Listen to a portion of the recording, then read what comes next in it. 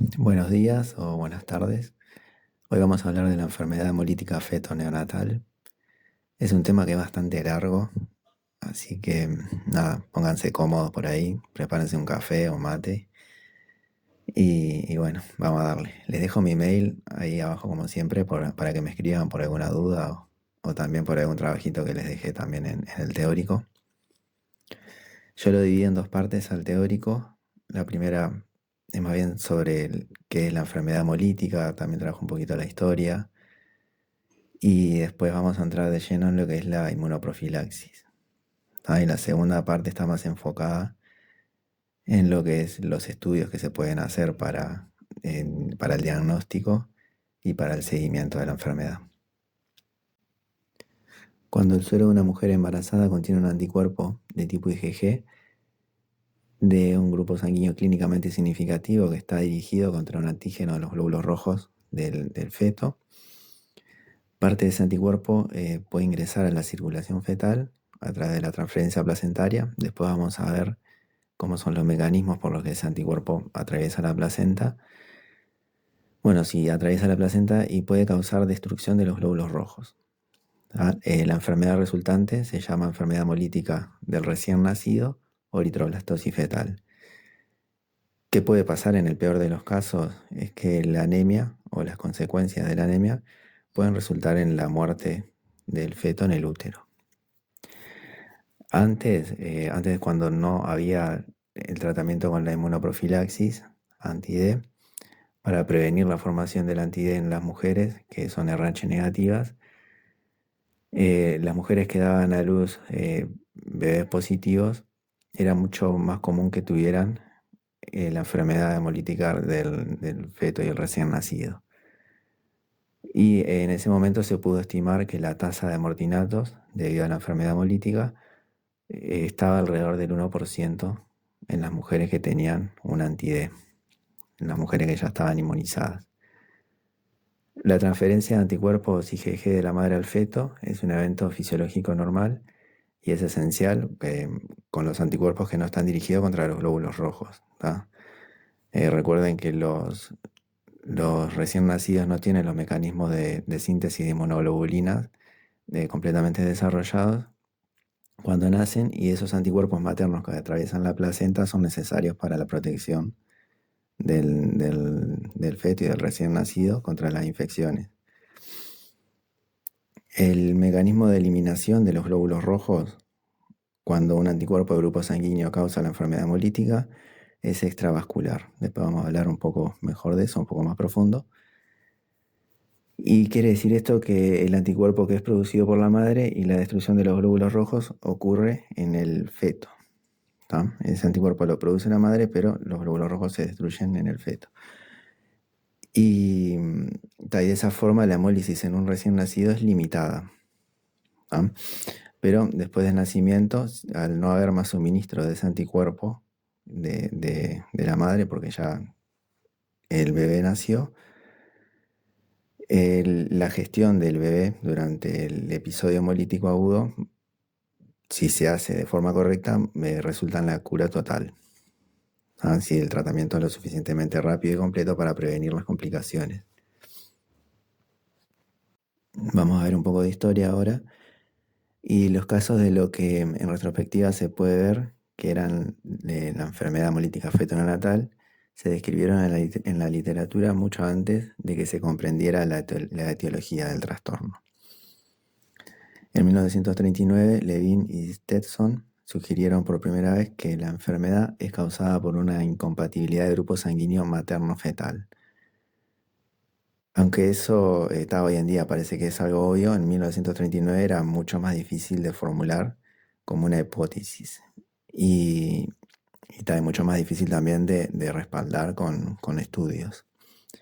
La razón de esto es porque en 1939 los únicos anticuerpos de grupos sanguíneos que podían ser reconocidos con facilidad eran los que causaban la aglutinación directa en solución salina, o sea, los de tipo IgM. Y como sabemos ahora, la enfermedad hemolítica feto-neonatal es causada por anticuerpos de tipo IgG, la mayoría de los cuales no aglutinan en solución salina. Siempre hay excepciones, pero la mayoría no lo hacen.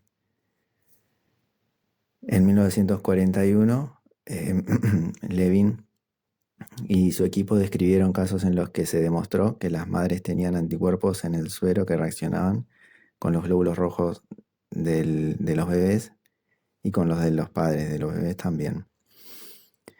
Y esas observaciones apoyaron el concepto de que la madre podía inmunizarse contra un antígeno de los glóbulos rojos del bebé, que estaba presente en esas células debido a la herencia por parte del bebé de un gen paterno. Viéndolo desde ahora, se puede suponer que el anticuerpo IgM anti-D materno no jugó ningún papel en la enfermedad hemolítica de los bebés y que fue el anticuerpo que detectaron en su momento. Sin embargo, ese anticuerpo IgM anti-D sirvió como un marcador en mujeres inmunizadas contra D y que fueron las que estudiaron, ¿no? Y que también tendrían, además de un anticuerpo IgM, un anticuerpo IgG potente. Pero aún no habían podido detectar los anticuerpos IgG, que era realmente el que causaba la enfermedad y no el anticuerpo IgM. Una vez que se desarrollaron los métodos que permitieron la detección e identificación de los anticuerpos IgG incompletos, se vio que la teoría de Levin y Stenson sobre la causa de la enfermedad hemolítica fetal era la correcta.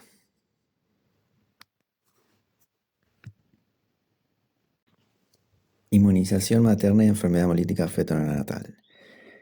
Cuando se considera que los anticuerpos producidos en respuesta a la introducción de glóbulos rojos extranjeros, se encuentra que la enfermedad hemolítica fetal rara vez ocurre en el primer embarazo de mujeres que nunca han recibido transfusiones de sangre.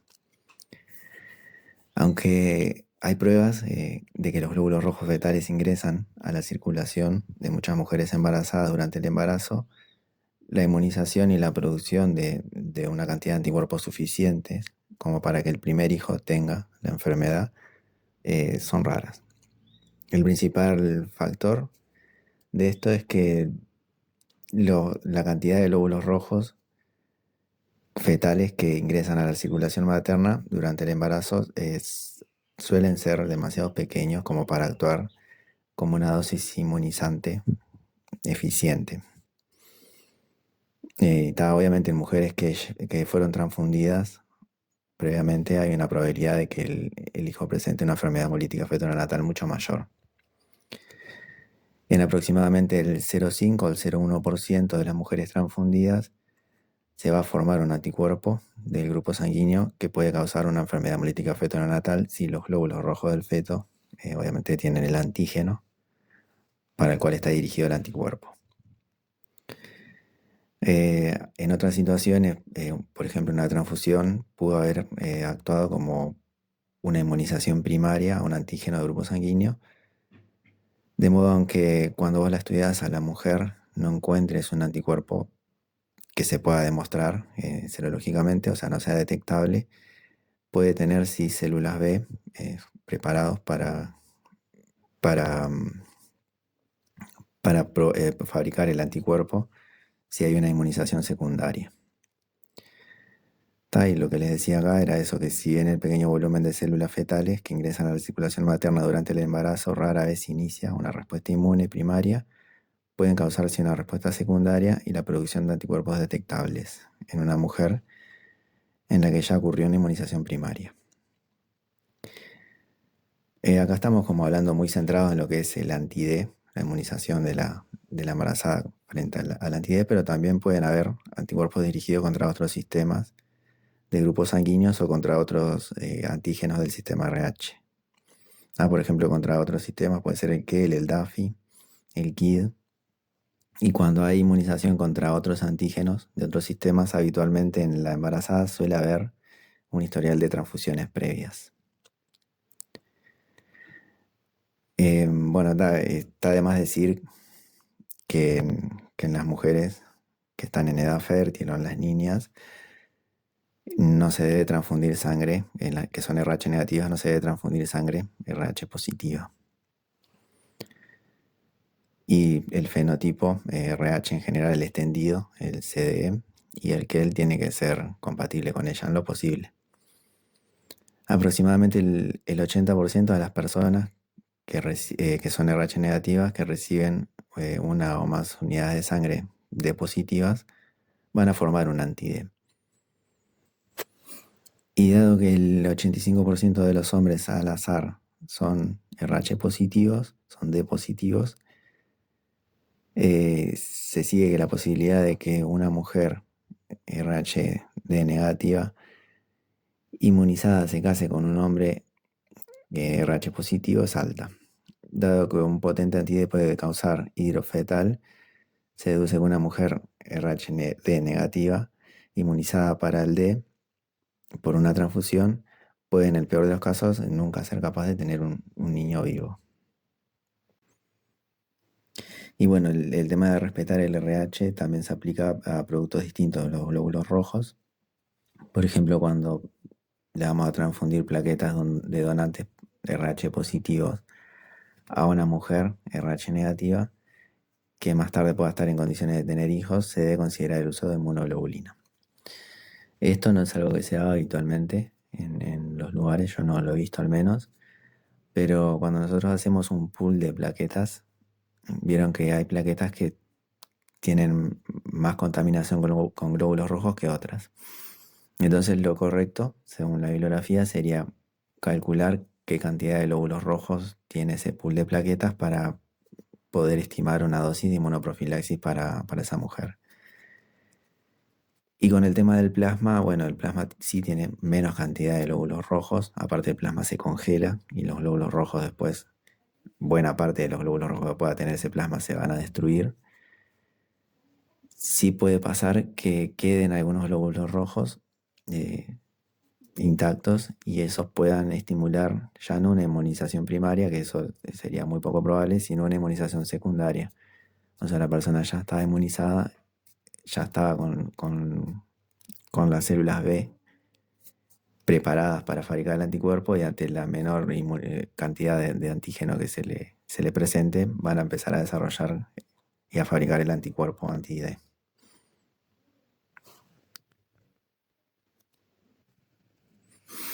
Y antes de que estuviera disponible la inmunoprofilaxis, cuando la inmunización contra D a través del embarazo era común, se descubrió que el anti-D era con mucho la causa más frecuente de producir la enfermedad hemolítica feto-neonatal severa. De todos los bebés con enfermedad hemolítica feto-neonatal lo suficientemente severo como para requerir algún tipo de transfusión, se estimó que del 90 al 95% eran bebés RH positivos, RHD positivos, de mujeres con un potente anti-D. El anti-D a veces no está solo, sino que viene en formas de anti-CD o anti-CDE en el suero.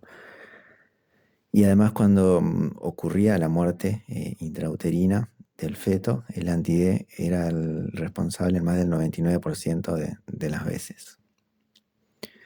El volumen de glóbulos rojos que entra en la circulación materna en el momento del parto es mucho mayor que el volumen que entra durante el embarazo. Porque el acto, como dice acá la diapositiva, el acto físico del parto puede resultar en una hemorragia transplacentaria de células fetales hacia la circulación materna. Y bueno, volviendo al pasado, ¿no? Antes de que la inmunoprofilaxis estuviera disponible, los efectos de la transferencia de células fetales a la madre eran claramente demostrables. En algunas mujeres la inmunización primaria presumiblemente ocurrió durante el embarazo, pero el anticuerpo demostrable serológicamente no estaba presente en el momento del parto de su primer bebé. El mayor volumen de células fetales al que la madre fue expuesta durante el parto actuó como una dosis inmunizante secundaria y se encontró que el anti-D demostrable serológicamente estaba en la sangre de la madre algunos días después del parto de su primer hijo RH positivo. Con mucha más frecuencia, el mayor volumen de células fetales que ingresó a la circulación materna en el momento del parto resultó en una inmunización primaria. En tales mujeres no se produjo el anti-D durante el primer embarazo ni en los meses posteriores al parto. Sin embargo, el anticuerpo apareció durante el segundo embarazo con un feto RH positivo. ¿Tá? Y bueno, como ya habíamos dicho, los volúmenes de células fetales que ingresan a la circulación materna durante el embarazo suelen ser suficientes para provocar una respuesta inmune secundaria, pero demasiado pequeños como para causar una respuesta inmune primaria.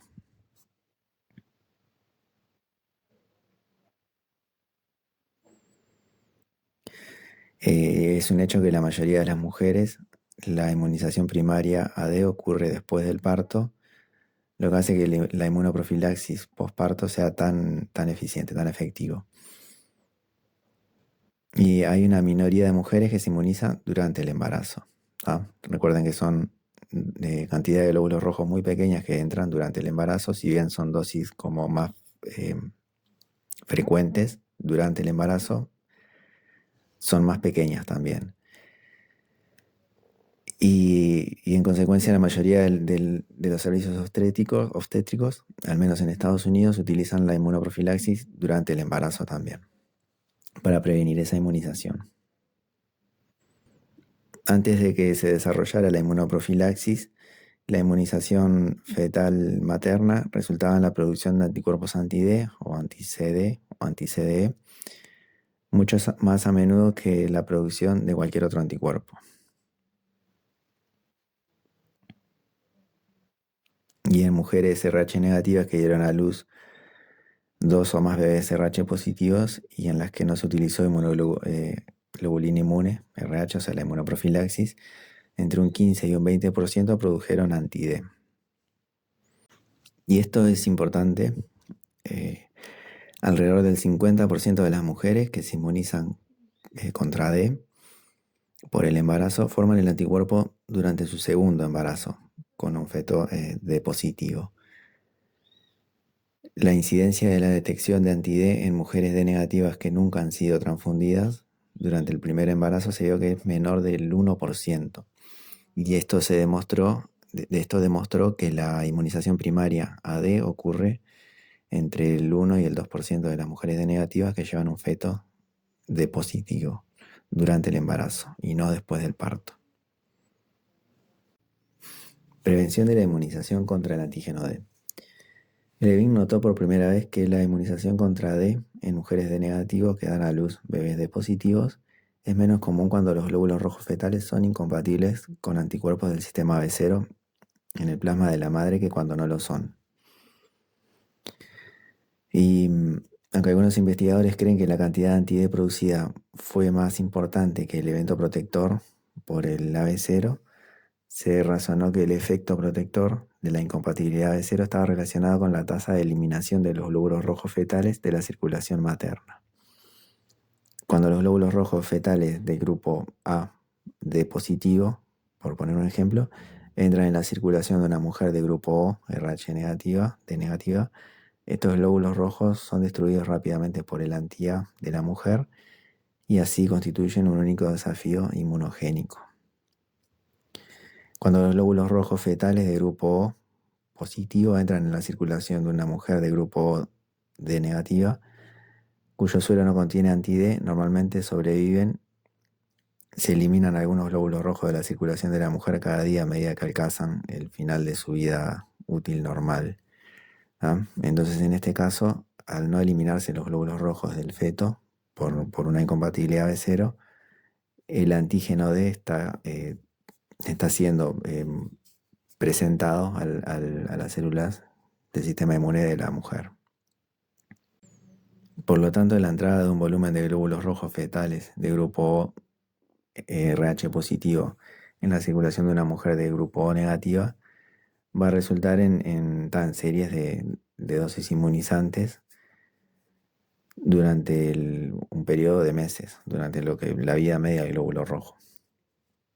Está claro que la inmunización AD después de dar a luz a un niño de positivo puede prevenirse en un 98-99% de las mujeres siempre que se inyecte una cantidad adecuada de inmunoglobulina IgG.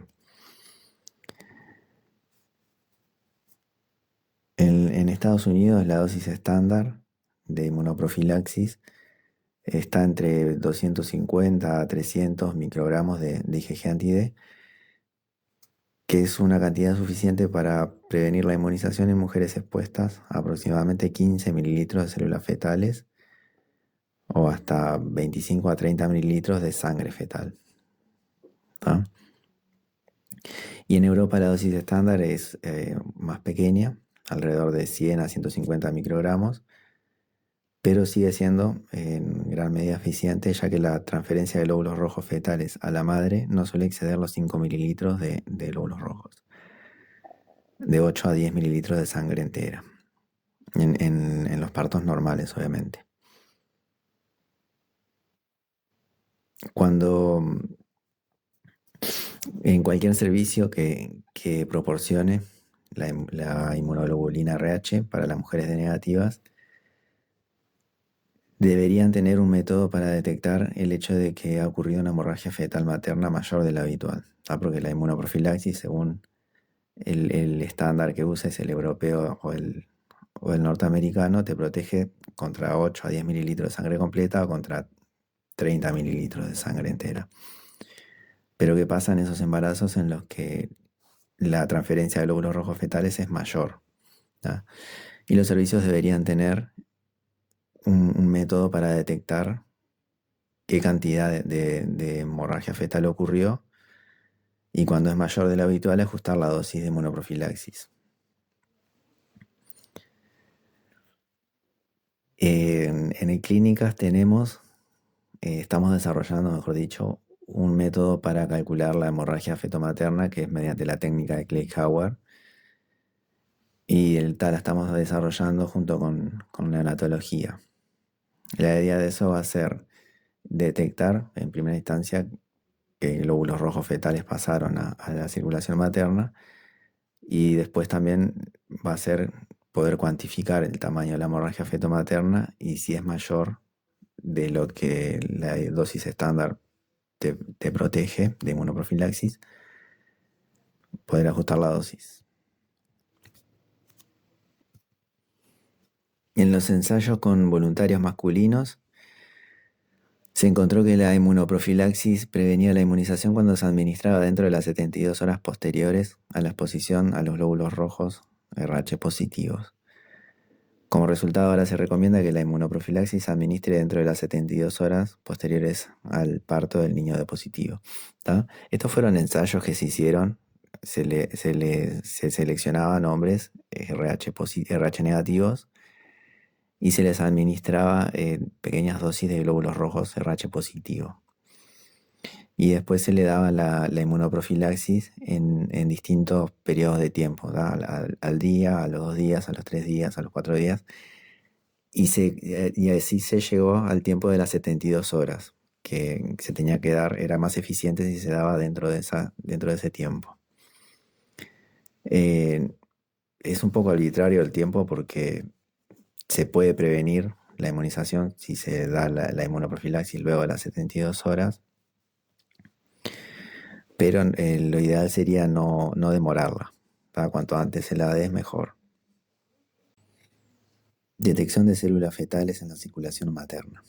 Dado que una dosis de 300 microgramos de inmunoprofilaxis anti-D protege contra la inmunización al D en mujeres en las que tuvieron una hemorragia fetomaterna de 30 mililitros de sangre total o 15 mililitros de glóbulos rojos o menos, se deduce que una prueba de detección inicial en la sangre en mujeres D negativas que han dado a luz bebés D positivos debería identificar únicamente a las que fueron mayores, a las que tuvieron una hemorragia fetomaterna mayor a 30 mililitros.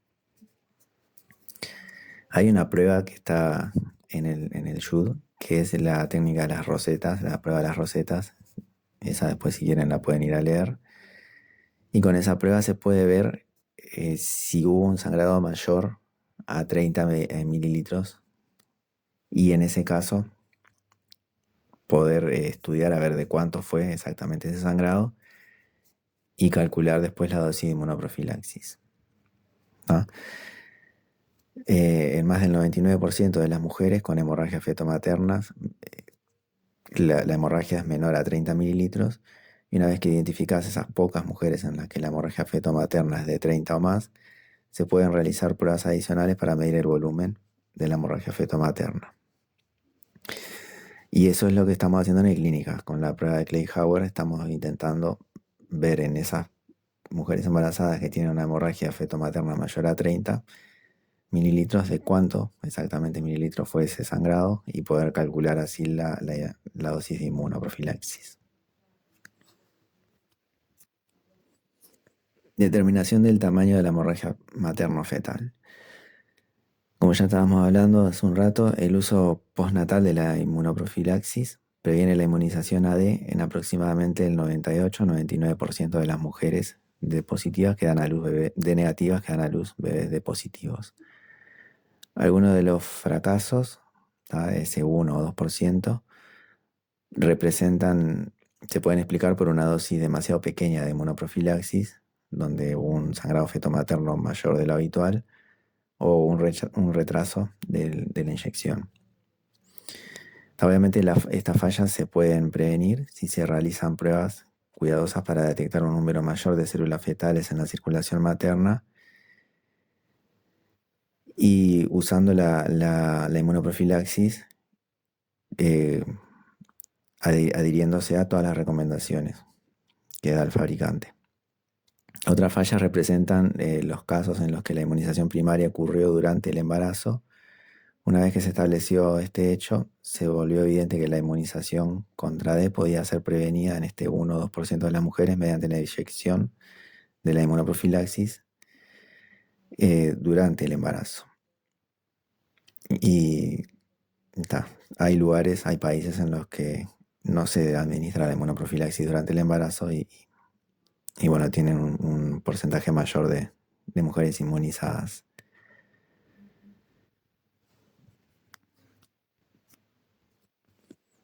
Y bueno, acá a modo de ejercicio con respecto a este tema, les propongo que planteen dos argumentos a favor del uso de la inmunoprofilaxis durante la gestación y dos argumentos en contra. Tienen que buscar qué argumentos en contra pueden dar para no darle la inmunoprofilaxis durante el embarazo. Al principio podría parecer que la inyección de anti-D en una mujer embarazada introduciría el riesgo de que el anticuerpo pudiera cruzar la placenta y causar la enfermedad hemolítica feto-neonatal. Porque si lo piensan, nosotros le estamos dando el anticuerpo que la mujer produciría, un anti-D de tipo IgG, se lo estamos dando de forma pasiva y ese anticuerpo va por la circulación materna y puede pasar por la placenta hacia el feto y unirse a los glóbulos rojos del feto si es que es positivo. Bueno, de esto hizo una investigación, Hughes y Jones, y el equipo de ellos que mostraron que al término del embarazo la cantidad de anti-D en un infante es solamente aproximadamente el 10% de la cantidad de la madre. Estamos hablando de un anti-D pasivo que se le inyectó, de la inmunoprofilaxis.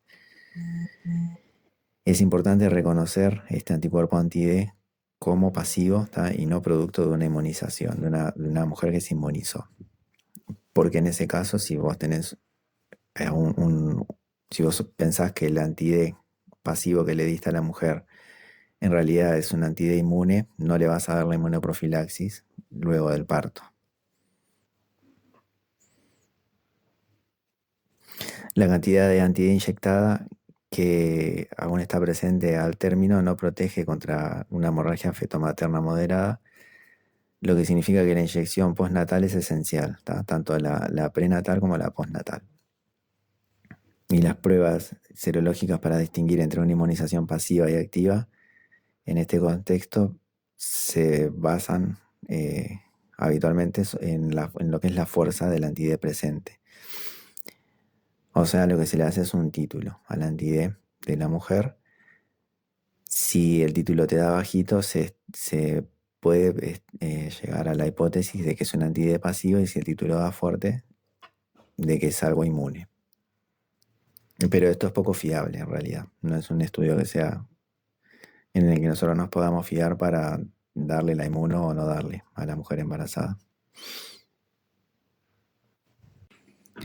El uso antenatal de la inmunoprofilaxis va a hacer más daño que bien si las auténticas candidatas para recibir la inmunoprofilaxis postnatal no la reciben porque se piensa erróneamente de que están inmunizadas.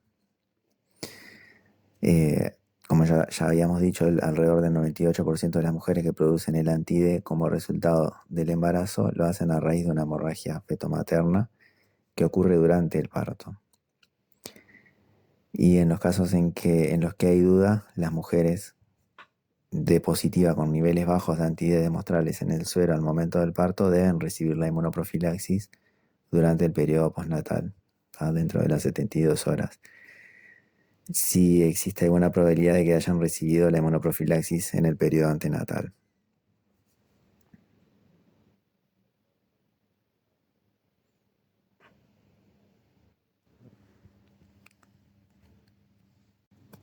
Bueno, el uso de la inmunoprofilaxis en mujeres con fenotipo de débil.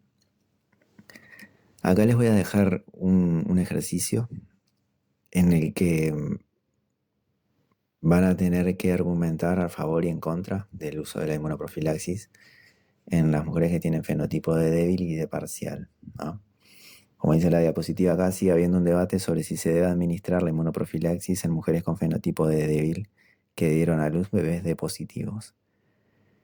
Y allá en su momento, cuando el Colegio Americano de Obstetras y Ginecólogos emitió un comunicado que indicaba que se requería protección para tales mujeres, el investigador Congress y su equipo afirmaron que los datos disponibles no justificaban el uso de la inmunoprofilaxis en mujeres de este fenotipo. Y ahí el trabajo de ustedes va a ser ponerse en el lugar del Colegio Americano de Obstetras y Ginecólogos y ver qué argumentos pudieron haber dado a favor de dar la inmunoprofilaxis a las mujeres con ese fenotipo y qué argumentos pudieron haber dado Congress y el equipo para decir que no había que dar la inmunoprofilaxis en mujeres con ese fenotipo. Anti-D, anti-C, anti-G y la inmunoprofilaxis. Cuando nosotros realizamos los paneles de identificación de anticuerpos, el anti-G generalmente no se distingue de una mezcla de anti-D y anti-C grande. Para los fines prácticos de transfusión, esto no importa tanto, porque las pruebas de compatibilidad las vamos a hacer con unidades RHD negativas, que la gran mayoría van a ser también C grande negativas y G negativas. Pero en el tema de la mujer embarazada es distinto, ¿no? Cuando se identifica un anticuerpo que reacciona como anti-CD en una mujer embarazada de negativa, la diferencia o sea, lograr diferenciar entre anti-CD y anti-G es más importante.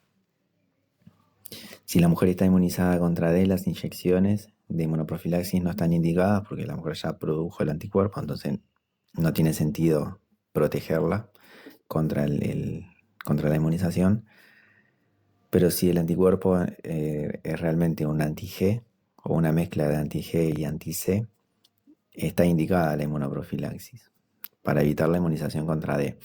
Pues la enfermedad hemolítica feto-neonatal causada por anti-C y o anti-G es mucho menos severa que la causada por un anti-D. Por lo tanto, la prevención de la inmunización contra D en la mujer que ya produce anti-C y o anti-G sigue siendo importante.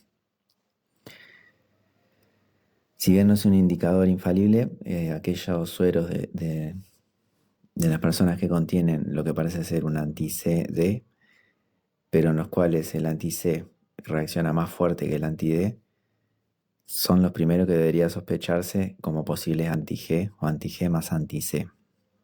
Los métodos para diferenciar entre anti-D, anti-C y anti-G los van a ver después en otro teórico. Uso de la inmunoprofilaxis en algunas otras ocasiones. Estábamos hablando de la inmunoprofilaxis administrada en los embarazos normales y en los partos normales, pero para que el programa para erradicar la enfermedad hemolítica feto-neonatal tenga éxito, es necesario que se utilice la inmunoprofilaxis en otros momentos también. Tal uso es necesario después de un aborto, principalmente inducido, también en la amniocentesis, en el muestreo de vellosidades coriónicas y en cualquier otro procedimiento en el cual exista la posibilidad de una hemorragia fetomaterna inducida. Como se indicó anteriormente, el uso de la inmunoprofilaxis administrado durante el embarazo no va a perjudicar a un feto RH positivo. Además, en cualquier otra circunstancia en la que pueda ocurrir una hemorragia fetomaterna después de las 20 semanas de gestación, se debe utilizar las pruebas de las que estuvimos hablando antes, de calcular la estimación de la hemorragia fetomaterna mayores a 30 mililitros y en caso que sea necesario ajustar la dosis de la inmunoprofilaxis. Y bueno, después acá hay una pregunta que dice, ¿la inmunoprofilaxis anti-D apaga o regula a la baja la respuesta inmune en individuos en los que ha ocurrido la inmunización primaria contra D? Y la respuesta a esto es no. Una vez que la mujer, que la mujer está inmunizada contra el D, el uso de la inmunoprofilaxis no regula a la baja la respuesta inmunitaria secundaria, en una persona que ya está inmunizada. Incluso cuando la cantidad de anti-D que está produciendo esa persona pueda ser pequeño. Lo que sí ayuda a proteger es la incompatibilidad por AB0, que proporciona una protección parcial contra la inmunización de la madre, pero una vez que está inmunizada tampoco va a regular a la baja la respuesta inmune de ella. Y una razón para retener la inmunoprofilaxis es que el candidato ya está produciendo el anti-D y esa es la única razón para decidir no dar la inmunoprofilaxis. Si existe alguna duda sobre la especificidad del anticuerpo que se está detectando o cualquier posibilidad de que el anti-D detectado represente un anticuerpo transferido pasivamente del uso antenatal de la inmunoprofilaxis, entonces se debe administrar la inmunoprofilaxis. Como ya estuvimos hablando, la inyección de la inmunoprofilaxis solo puede ayudar en los casos en los que su uso es cuestionable. Y las únicas contraindicaciones cuando el producto no es realmente necesario son el costo para el paciente y el desperdicio de material que puede estar en escasez en los centros de salud. Mecanismos por los cuales la inmunoprofilaxis previene la inmunización AD. Los intentos de suprimir la inmunización contra el antígeno D mediante la administración pasiva de anticuerpos usaron en principio IgM anti-D, y para esto había dos razones. Esto estamos hablando del pasado, ¿no? En primer lugar, no se había apreciado que la mayoría de las mujeres la inmunización se puede prevenir inyectando anticuerpos después del parto. En otras palabras, se asumió que el anticuerpo tendría que ser administrado durante el embarazo, lo que significaba que el IgG anti-D estaba contraindicado, porque como ya habíamos hablado, este anticuerpo IgG cruza la placenta, entraría en la circulación fetal y le provocaría daño a los glóbulos rojos. Ahora se sabe que esto no ocurre. O sea, el anticuerpo pasivo sí puede cruzar la placenta e ingresar al feto, pero que la cantidad de anti-D que llega no causa destrucción de los glóbulos rojos. Y en segundo lugar, el principio que se estaba probando se basaba en el mecanismo del protector AB0, descrito anteriormente, y se asumió que el IgM anti-A y anti-B brindaban protección. Por eso se llegó a pensar de que una IgM anti-D también iba a brindar protección. En retrospectiva se puede ver que la IgM anti-D no funciona como la IgM anti-A o anti-B, ya que no activa el complemento ni provoca destrucción intravascular de los glóbulos rojos positivos, lo cuales son las características de los anticuerpos, como ya sabemos del sistema B0, los anti-A y los anti-B. Al considerar la eliminación de células rojas in vivo, también se debe señalar que los mecanismos por los cuales el anti-A y el anti-B por un lado y el anti-D por otro eliminan las células rojas tienen diferentes implicaciones en términos de la respuesta inmune. Tras la destrucción intravascular de células rojas por el anti-A y el anti-B, los restos de células rojas que se eliminan a través del hígado, es un órgano en el que hay relativamente pocas células inmunocitos. Las células rojas a las que se ha unido el anti-IgG, anti-D, se eliminan en última instancia predominantemente a través del vaso, un sitio activo de respuesta inmune. Sin embargo, los macrófagos esplénicos que se unen a las células rojas recubiertas por IgG no son particularmente eficientes en la presentación de antígenos. Eso quiere decir que los anticuerpos IgG se unen a los glóbulos rojos, van hasta el vaso, ahí es donde se destruyen, pero las células que están en el vaso del sistema inmune no son eficientes presentando el antígeno D al sistema inmune para que después se inmunice, para después fabricar por sí mismo el anticuerpo. Se hizo un estudio para intentar ver la importancia que tiene el vaso en la eliminación de los glóbulos rojos sensibilizados por IgG, en el que se seleccionó un individuo esplenectomizado y se le inyectaron, que era RH negativo, y se le inyectaron glóbulos rojos D positivos y una cantidad suficiente de anti-D como para provocar la protección a la inmunización. La eliminación de los glóbulos rojos D positivos en este individuo fue lenta y terminó inmunizándose.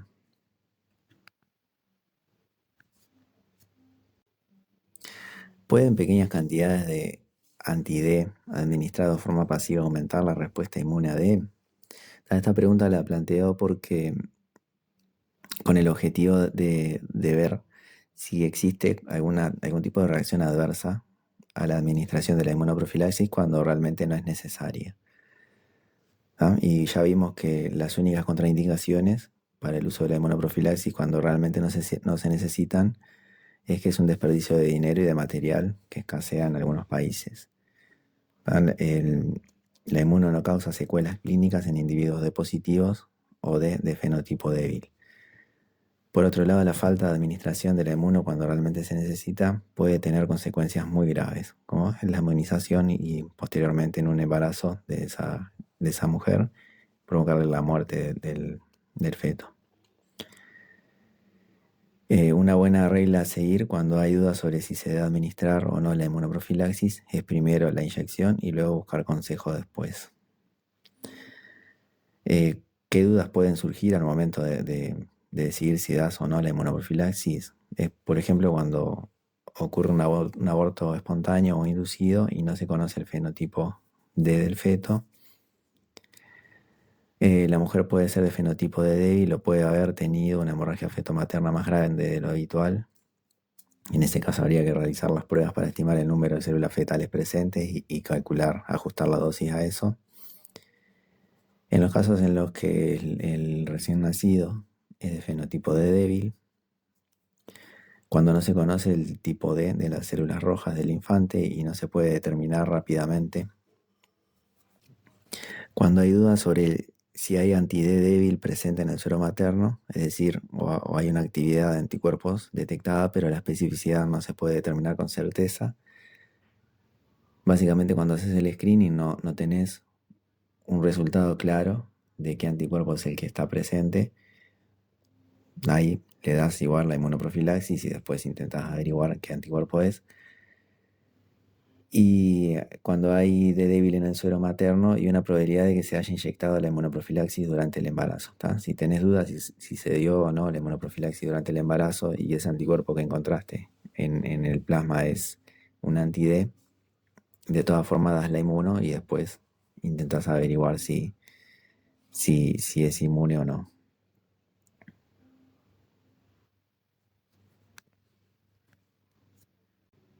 Transferencia placentaria de anticuerpos. Como ya estuvimos hablando, la transferencia de anticuerpos a través de la placenta es algo esencial para el feto y para el recién nacido, porque no tienen el sistema inmune desarrollado todavía y los anticuerpos que pasan a través de la placenta son los que van a proteger al bebé durante los primeros meses de vida. Las moléculas de IgG de las 4 subclases cruzan la placenta y entran en la circulación fetal. Las moléculas de IgM e IgA no lo hacen. En un momento se creyó que la placenta actuaba como un simple tamiz, o sea, que permite que pasen las moléculas más pequeñas y las más grandes no. Pero ahora se sabe que las células de la placenta tienen receptores para las partes Fc de las moléculas IgG y que existe un sistema de transporte activo para que los anticuerpos pasen de la madre al feto. Cuando el suero de la madre contiene un anticuerpo de grupo sanguíneo IgG dirigido contra un antígeno presente en los glóbulos rojos del feto, el mecanismo de transporte perjudica al feto. Se sabe que durante las primeras 12 semanas de gestación, solo pequeñas cantidades de IgG ingresan a la circulación fetal, pero cuando la madre tiene un anti-D potente en el suero y el test de Cum directo puede ser positivo tan pronto como a la sexta o décima semana de gestación. En la semana 24 de gestación, el nivel de IgG en la circulación del feto es aproximadamente una séptima parte de la que hay en la sangre materna, pero luego la tasa de transferencia aumenta, de modo que al nacer el nivel de IgG en el infante puede ser igual o superior al de la madre. También hay estudios que se han hecho en donde demuestran que la IgG de tipo 1 atraviesa la placenta más temprano en el embarazo y en mayor cantidad que las de tipo IgG3, y que la transferencia de IgG de tipo 2 ocurre en un grado limitado.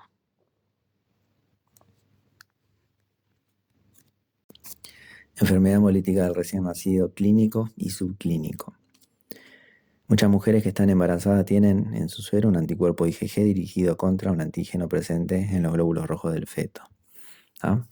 Por ejemplo, si nos basamos en la frecuencia de los fenotipos del sistema B0, se puede calcular que aproximadamente entre el 15 y el 20% de las mujeres tienen IgG anti-A o anti-B, o ambas, en el suero y un bebé de grupo A o B en el útero.